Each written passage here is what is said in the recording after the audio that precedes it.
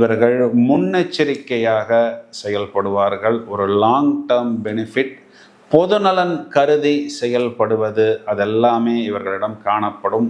உணவு பிரியவர்கள், ரொம்ப அப்படியே அந்த ருசியான உணவு, காலையில் பண்ணின உணவை நைட்டு நம்ம சூடு பண்ணி சாப்பிட்ணுன்னா கூட இல்லை வேண்டாம், ஒரு ஃப்ரெஷ்ஷாக நம்ம ஒரு ஃபுட்டு செய்வோம், ஒரு ரெசிபி ட்ரை பண்ணுவோம் அப்படிங்கிற மாதிரி உணவின் மேல் அதிக ஈடுபாடு. ஆனால் நிறைய இடங்களில் பார்த்தோம்னா அதனை நேர்முகமாக இவர்கள் வெளிப்படுத்த மாட்டார்கள்.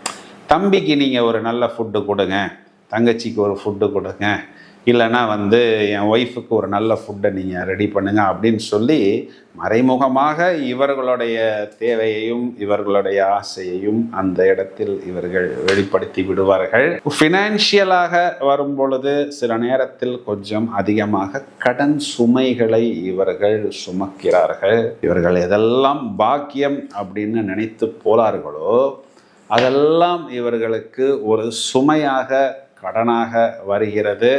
அதில் அடிபட்ட பிறகுதான் நாம் நண்டு போல் இந்த இடத்தில் நம்மை நண்டு போல் பிடித்து விட்டார்கள் அப்படிங்கிறதை இவர்கள் உணர்கிறார்கள்.